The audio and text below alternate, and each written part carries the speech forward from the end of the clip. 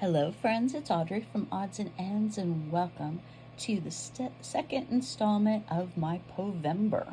This is hosted by Priscilla over at Release the Craftin', and we are unlocking the mind of Edgar Allan Poe. Let's start November 1st. There's 30 prompts for the month. There are two different options. One, you can do something for each day, or you can do one thing for each poem. I am doing each day, but I'm going to film them 5 at a time. And I did last Sunday, I did poem 1, and I'll just go quickly flip through my book so you can see that, and then we'll go on to poem 2.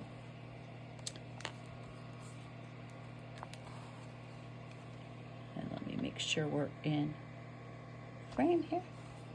Okay. And I am basically doing collage art journal with some doodling.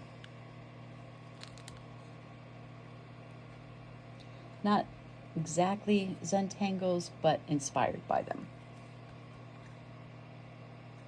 Okay. Poem number 2, Spirits of the Dead.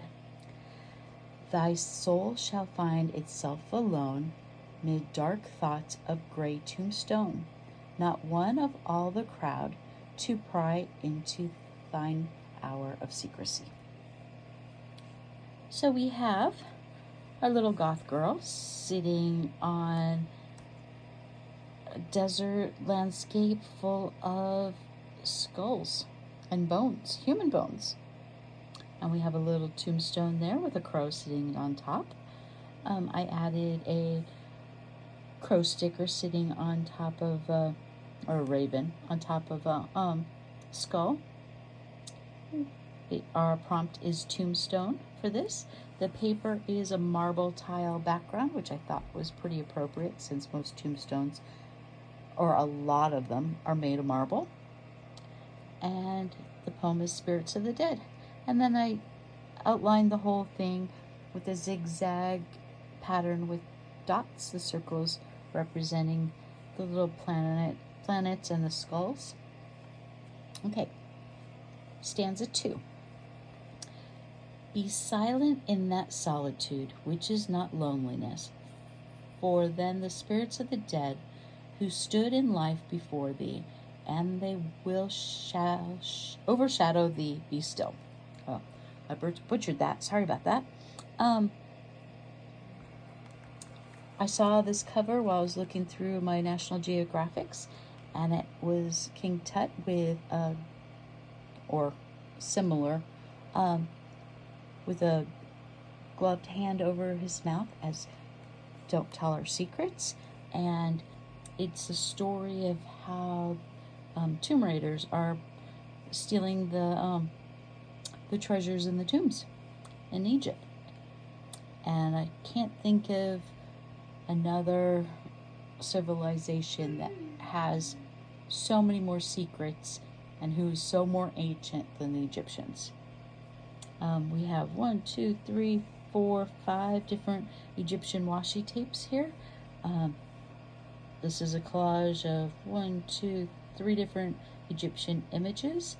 I did draw the Eye of Ra here, and I backed that in a navy paper to bring out the navy face paint over there, and our prompt is secret. Okay. The night, though clear, shall frown, and the stars shall not look down from their high thrones in the heaven with light like hope to mortals given. But their red orbs without beam to thy weariness shall seem as a burning and a fever which would cling to thee forever. This background paper, it was supposed to be a Halloween witchy paper, spell paper. It's not very Halloweeny, very moody. It's more of like ancient gods and philosopher paper, and I'm like, it fit this theme. Didn't fit Halloween at all. At least not my version of Halloween. I found this image in one of the camera magazines showing how you can play around with light, and it really does look, she does look like a spirit, and she is throwing her energy out into the universe. I doodled on this page, which to me looks like spirits. I lined the poem in a red, yellow, orange tie-dyed paper. And that is spirits. Okay, number 9 is stars. Now are thoughts thou shalt not banish. Now are visions never to vanish. From thy spirit shall they pass, no more like dewdrop from the grass. Took me forever to look for grass with dewdrops. Could not find one. I have at least 50 books here, and most of them are nature related. Could I find a single photo of grass with dew on it? No. So that said, okay, fine, I'll make my own. Cut some grass out. I added some glossy accents and 5 dewdrops, green, and then I added 4 dewdrops in the sky for stars. I added this piece of fiber paper that matched the sky perfectly.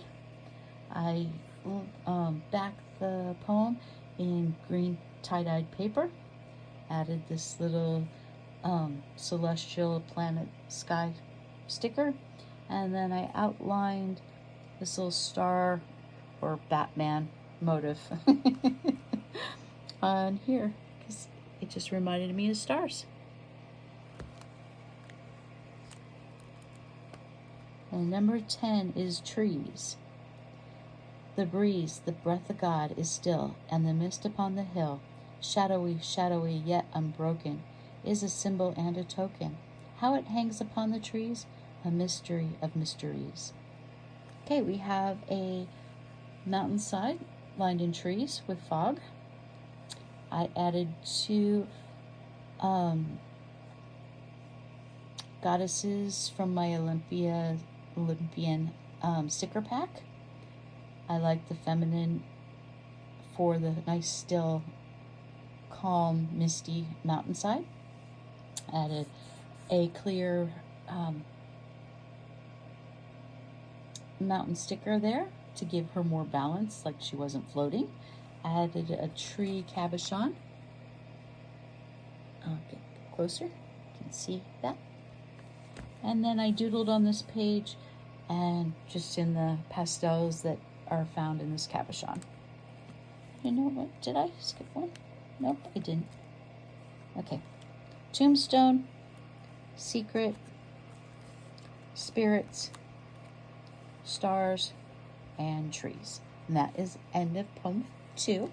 I did have an extra 2 pages in here, so I may be adding another poem later on. I really, really, really like this image. Cute, gothic.